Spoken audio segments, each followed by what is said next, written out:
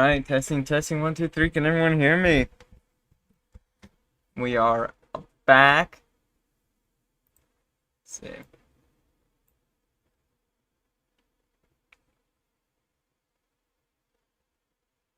Welcome in camp.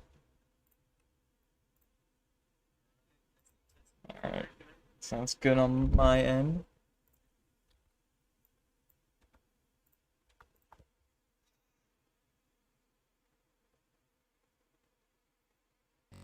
Alright, let's get into it.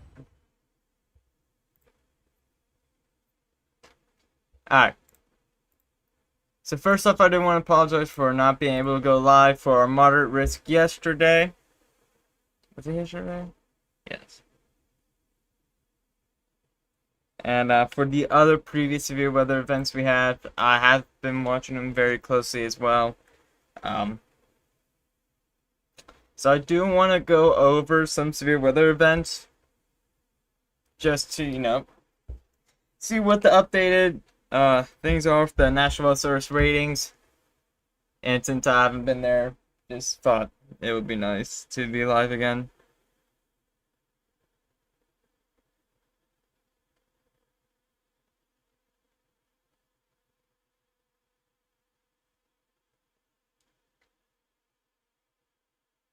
Alright, so first off, we're just going to go on to what's happening now. Currently we have a winter weather advisory here for south of Erie, Pennsylvania, for additional snow accumulations of 1 to 3 inches and a winter storm warning for Erie for snow of 1 to 4 inches. I'll be right back real quick.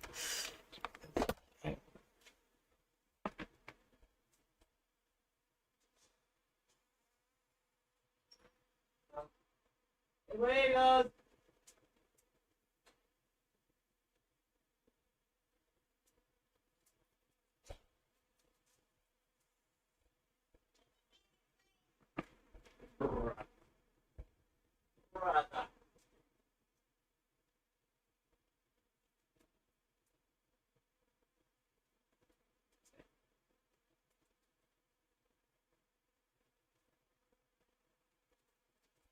sorry, chat. Sorry. Yes, but that's what we have going on here in Pennsylvania and New York as well, for additional snow accumulations up to 2 inches. As we have really just scattered showers of snow along Pennsylvania and New York and West Virginia as well. Don't know the snow totals there. And also we have some heavy snow falling here in Iowa, west of Des Moines, up through Minneapolis to northwestern Minnesota.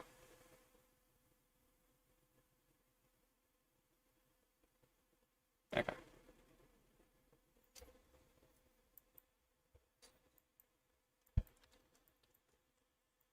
Yeah, even Texas is cold right now. And let's actually check our the meters here.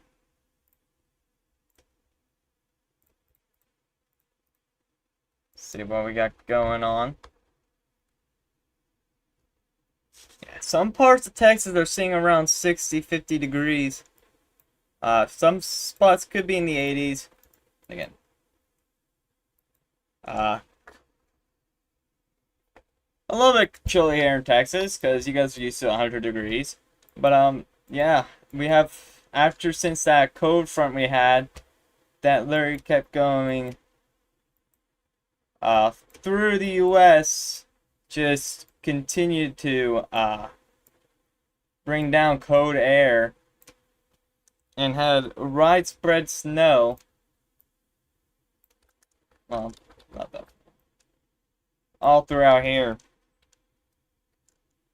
And that same system caused a blizzard over here in Minnesota and Wisconsin with 2, maybe 3 feet of snow that has fallen.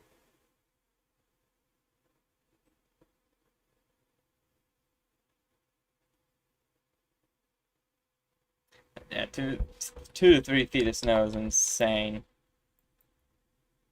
What's happening over here?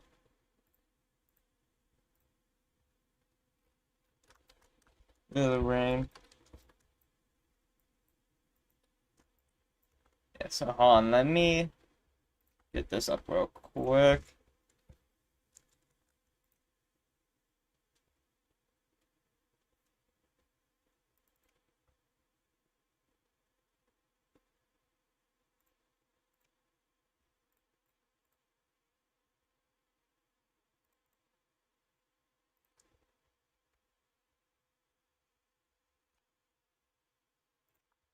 I forgot to set this up. This is my bad.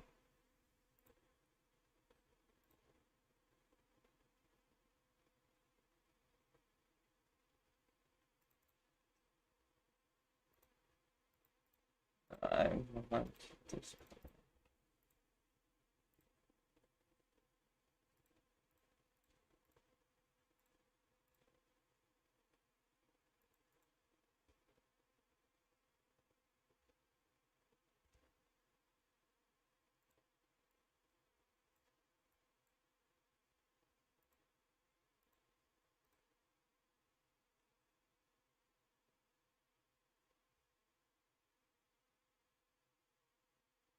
Okay.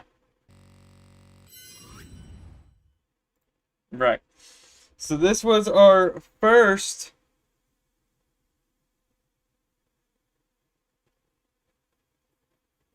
What's your opinion? Was the El Reno tornado an EF3 or EF5?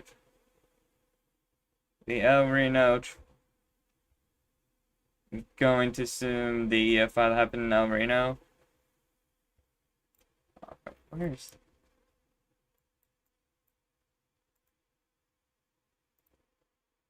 why are my town names not popping up? There we go. I'm going to assume you're talking about what year that would actually help. There's El Reno.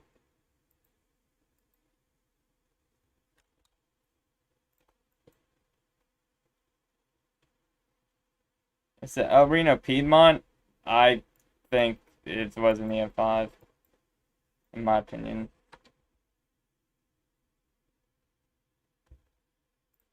But anyways, so here was our first setup of the severe weather setup here, 2013.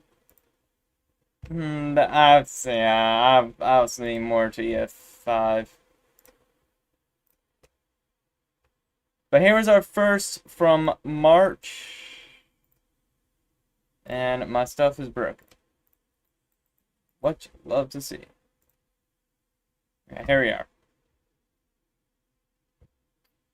Yeah. So here was our first severe weather setup that happened here in Texas, Oklahoma. This was associated for a little 10 hatch area for any cells that was able to get in front of it, and we did have a cell to the north over here that kept producing a few tornadoes around that area, one which was an EF2. So we will check that March 5th outbreak. So let's go down to March 5th through 6th.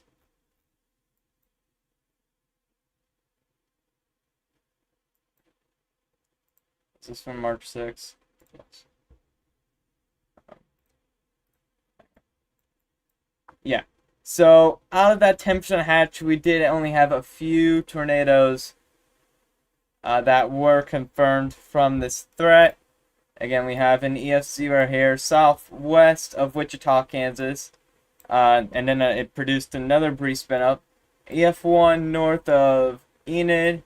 And then a little bit of a longer track, EF2 northwest of Enid.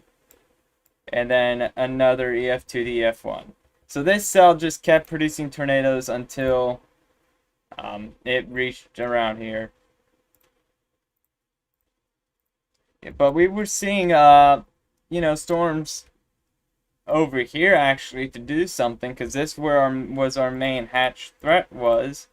And really nothing much happened tornado-wise in that specific area because some of the storms over there went outflow dominant.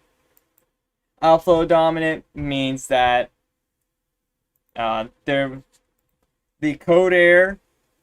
Alright, so pretend this.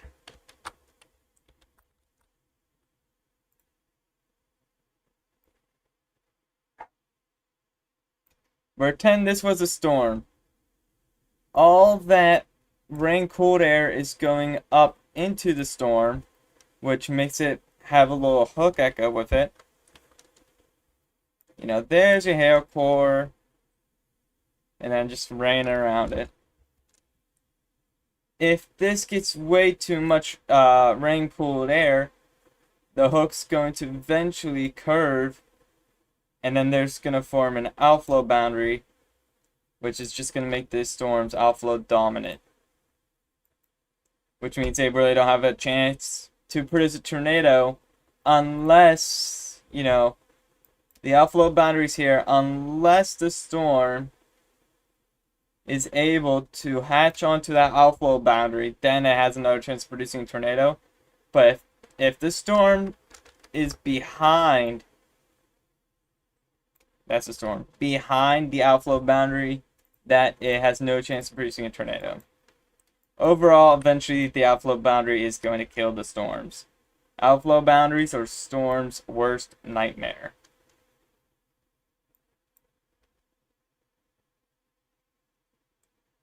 Weston, or Wester, Ohio, welcome in.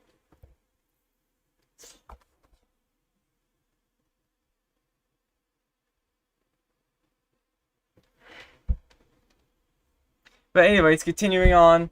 So yeah, so the main threat for tornadoes that we were looking for on the 5th, really nothing really took place there. It was more of an Oklahoma situation with that one cell that produced about 1, 2, 3, 6 tornadoes.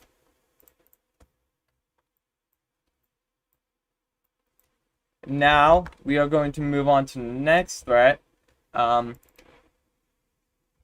the next threat had a enhanced risk for severe weather. This was on the 6th.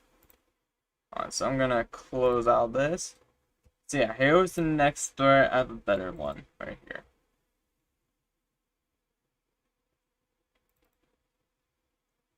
Okay, so the 6th, there was an enhanced risk for severe weather. That went from into Iowa down to real into the Red River, low portions of Texas. Again, and that did associate with a 10% hatched area. If I can get this back to work again, a 10% hatch area right along here.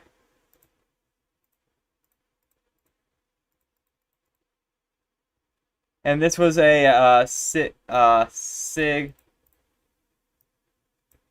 1, which means EF2 plus tornadoes were possible along, you know, either supercells or a line of storms.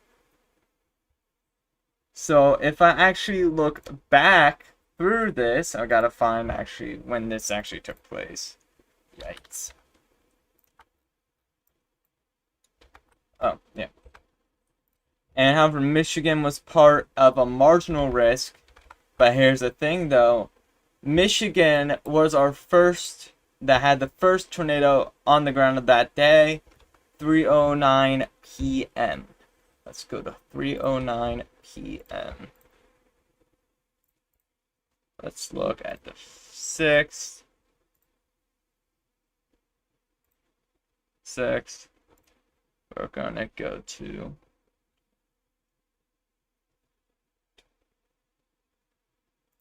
this is gonna be September. Give me a second, guys.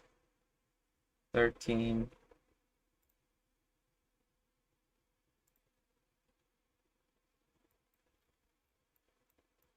Well, I might want to click on that.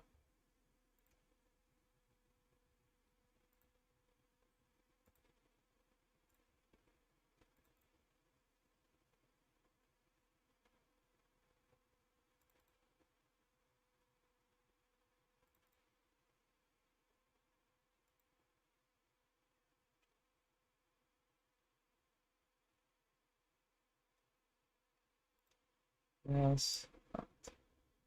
Down. Let's get a 7.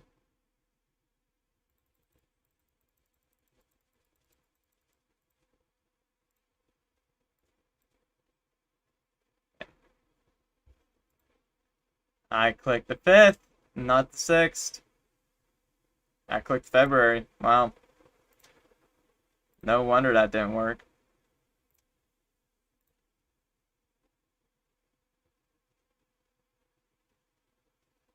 Yeah, so is that 8:59? Let's travel this all the way back. Is that the 1st? Yes. Okay. We're actually gonna send it back a tad bit more. Okay, give me 1 sec, guys, while I'm trying to get this perfect.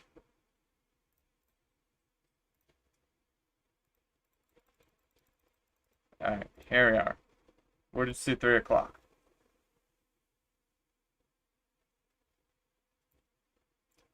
Yeah, so we had a cell here that was our first tornado producing cell on the 6th here and near Edwardsburg, Michigan, which did produce an EF1 tornado. As we push through, you can see there's a little hook that did try to form here, which did eventually produce a tornado.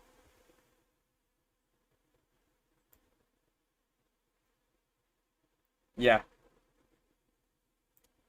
Right here's when it touched down. As you can see those inbound winds touching the outbound winds. Okay, green going towards the radar, red's going on. So let me show you. So red is going away from the radar, while the green is going towards the radar. Once you see that, you get counterclockwise rotation.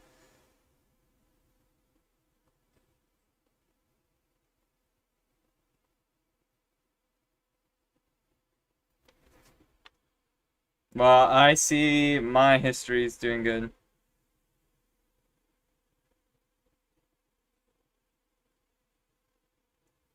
So I don't know why you're saying that.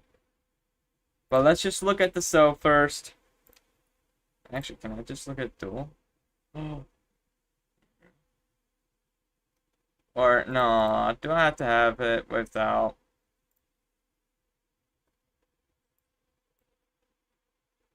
I might have broke the system. Ooh, that's actually pretty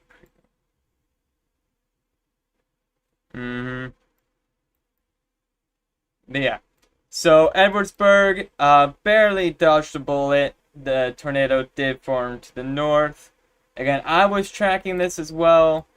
However, I do apologize for not going live. And then,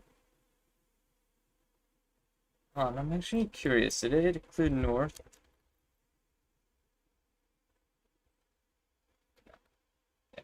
So that rotation died off, and then it was going through a recycling phase.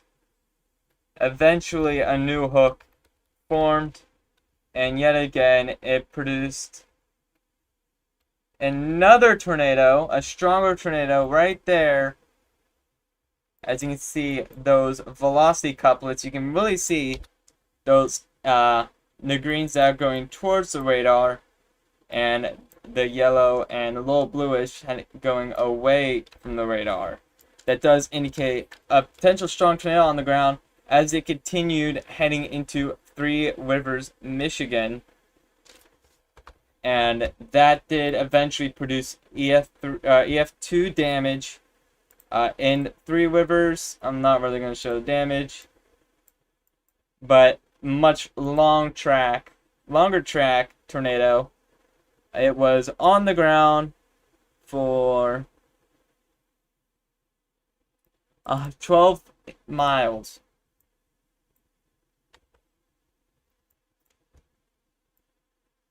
Yeah, then it lifted, and then its last path of it recycling was unfortunately, a Union City tornado, which was an EF3. And I found this pretty interesting. It produced an EF1, EF2, then EF3, showing that the environment was primed for strong to intense tornadoes in Michigan, which was under 2% tornado risk while that happened.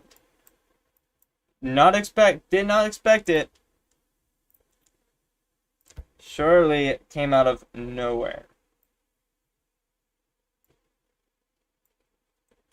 Overall, actually says, no, that's not true.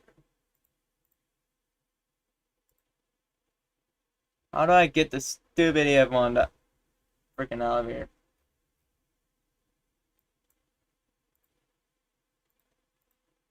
I want. I'm already gonna fight with this.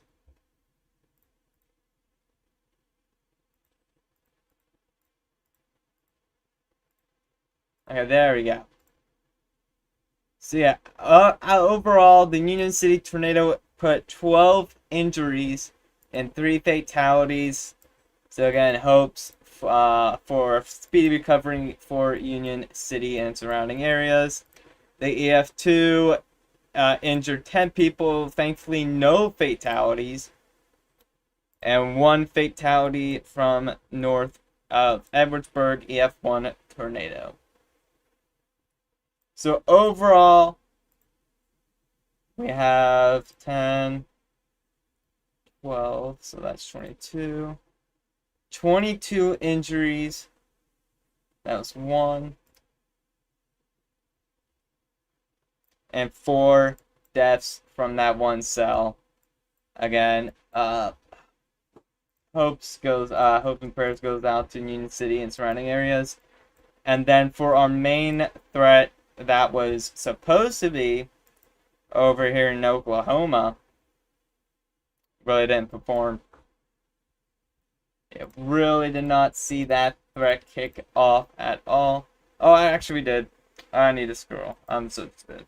Yeah, so we had an EF3 tornado north of Beggs,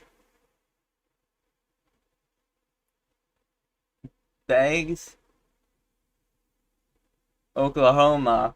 2 injuries, 2 fatalities out of this. Storm date was 8/17. So let's go check out. Where is this near?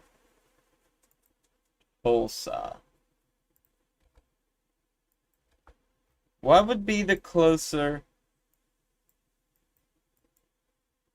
No, I know, I found it. Okay. Beggs, where would that close? Beggs, Oklahoma. What radar would that be closer to? Actually, it looks like Tulsa looks closer. I'm gonna go with Tulsa. 41 miles. Yeah, Tulsa is way closer. So click on this radar. I guess Control 4. Oh, sweet. Right now, this is not 4 panel.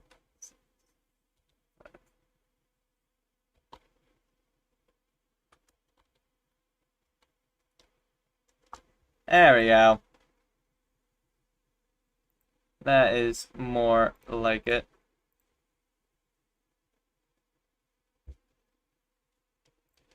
Yeah, so we'll have high res activity there. I'm actually going to turn off the meters.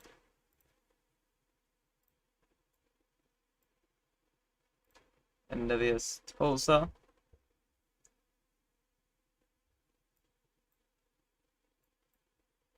Okay, so we are going to 8/17. Right? 8/17. Is this central or eastern? 4, 5, 6, 7, 8. we are going to go from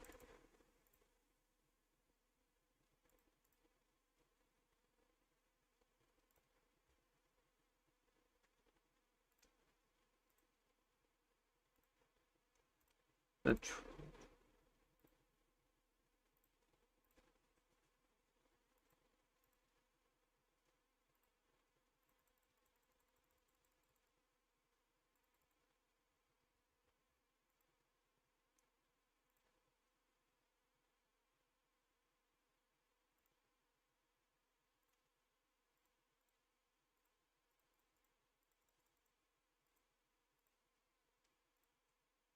all right, there we go.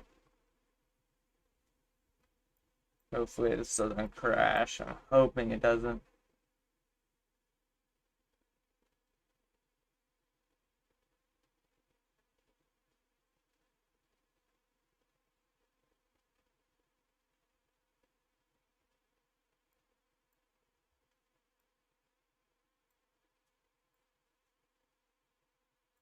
Okay.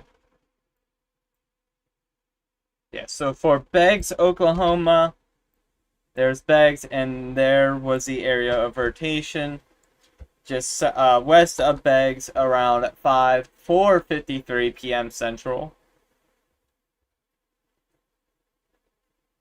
Let's pull. We're gonna continue to push. Yeah, hold on, wait, what? This is obviously glitched. Yeah, so pushing out at 7 o'clock here near Beggs, you can see that area of rotation really does really well comes together.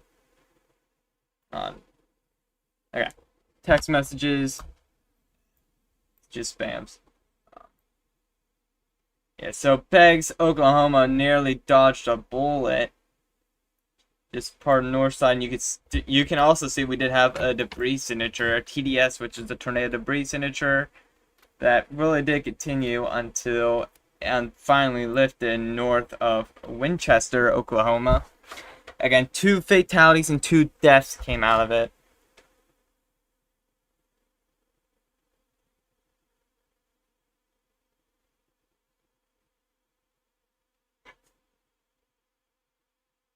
You're good, Sydney. But yeah, 2 deaths and 2 injuries came out of it. Again, just hoping for praying and hoping for speedy recovery for the people that were affected by that tornado. And also, we did have some other tornadoes as well near the Tulsa area. East of Collinsville had an EF2.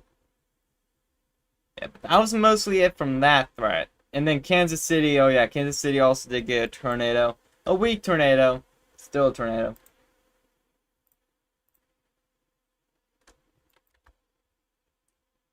So now moving on to our next outbreak,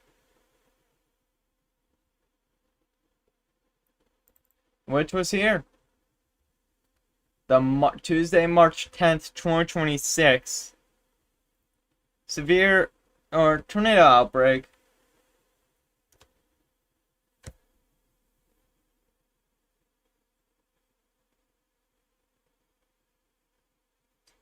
Again, the moderate risk was in place with a 15% category or significant threat number 2, which number 2, the significant hatch tornado risk, just means that supercells capable of producing intense tornado plus possible, so you have 3 plus around this area, which was for Bloomington, Peoria, Kankakee.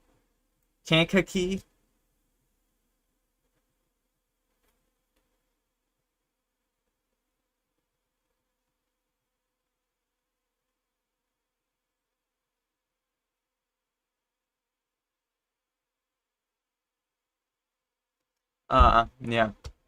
And again, that did come up with 15% hatch, risk. Then in April, let's go to the 10th through the 11th. And so overall, a tornado outbreak did develop in Illinois And again, in Illinois and Indiana, we actually had multiple tornadoes all around. However, one that sticks out the most was a cell that firstly produced this tornado just near Lincoln. Oh no, it was near Galesburg and went north of Peoria until it was almost about where Northorn is, where it made a hard east turn. And we had an EF3 tornado near Kankakee, and that actually went through Lake Village.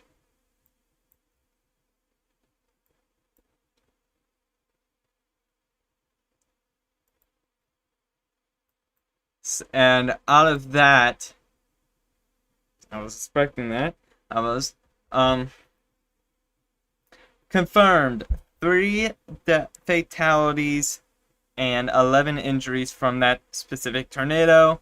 The start date was 7/18 and the end was 8/39, which this was a long track tornado. Radar Omega. Let's get this going. I'm gonna close out history mode. Huge special weather statement for Cleveland down to Youngstown. Yeah, for snow. For the snow.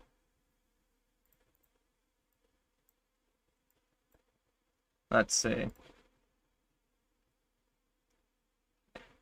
Chicago's gonna be the best radar for now.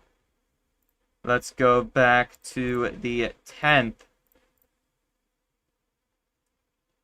To the 10th. The end date was 8 o'clock. I'm just going to put up here. The start date didn't happen until 7. Somewhere around 7.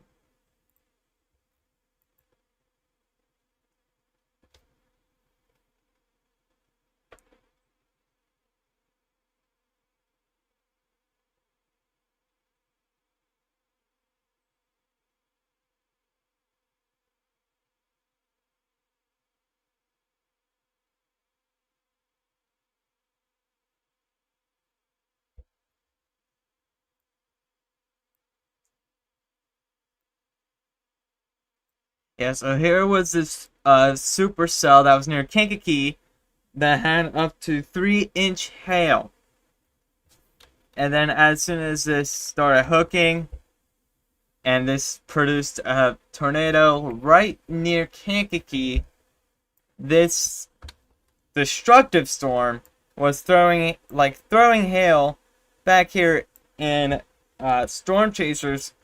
Lost some windows. But you can see that very, very tight velocity couplet does suggest a strong tornado that was on the ground. I mean, this is a classic supercell. This is the most classic supercell I have seen on radar.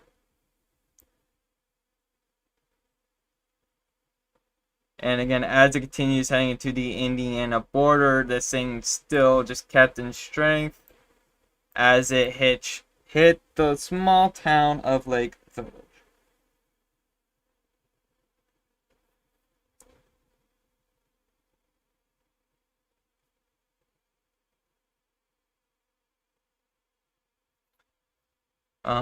Now I gotta fix this again.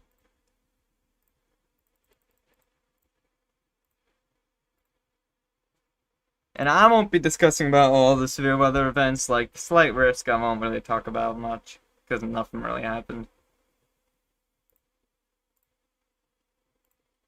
I'm actually gonna go.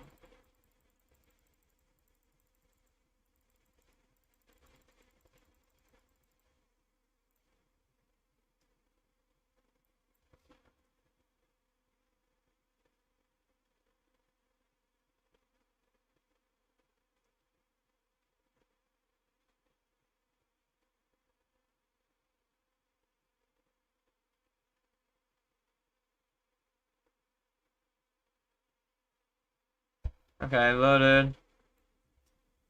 So yeah, as that tornado did go over Lake Village, rotation did die off a bit, but then quickly wrapped up. And now here's the interesting part. Alright. There was our area of rotation, and there was another area of rotation starting to form. This rotation was starting to go heading north. When we see rotation starting to curve north, this is what we call an occlusion. Basically just telling us that the hook's getting swallowed up back into the storm, which usually does mean that the rotation is eventually going to die off. And a mesocyclone handoff was about to begin, which you can see here. I mean, very quick how that developed. And then, yep, and it dropped another tornado near Wheatfield, Indiana. Which the Wheatfield storm, 3 injuries came out of it. But yeah, as obviously you can tell, not very significant as the other one. And then an EF2 that went near English Lake, thankfully with 0 fatalities, 0 injuries. And really just got into a radar hole. Actually, I'm curious if this radar would have been closer.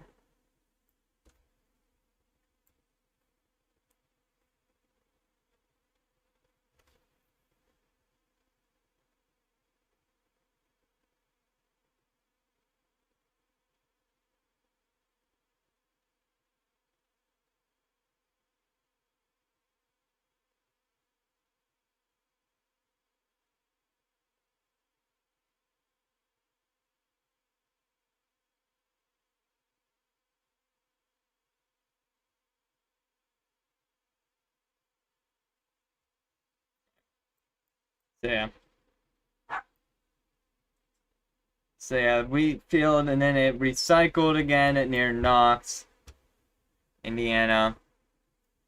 And I'm gonna briefly say, this storm produced also a first tornado emergency of the year. The first tornado emergency was near South Bend. Someone quote me if I'm wrong, but I think it was South Bend, which was only an EF2.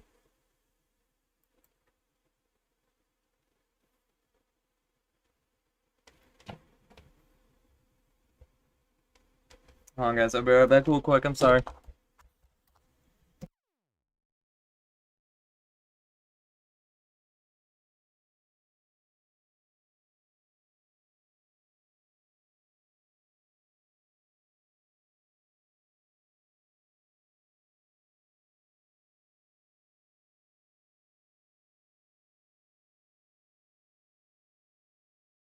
Alright.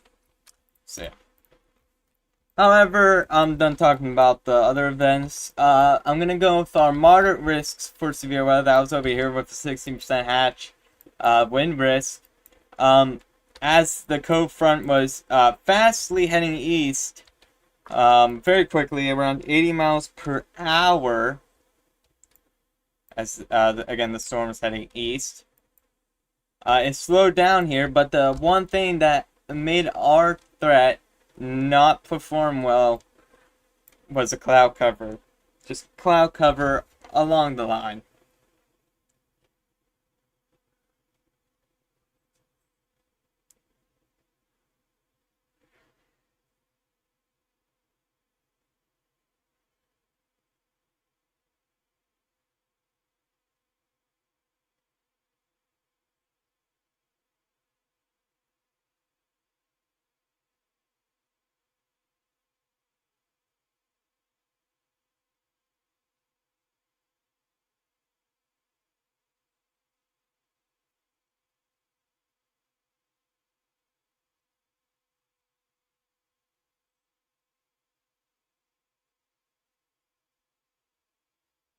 Which was cloud cover and plus a little bit of capping and less instability really just made that threat not stood out.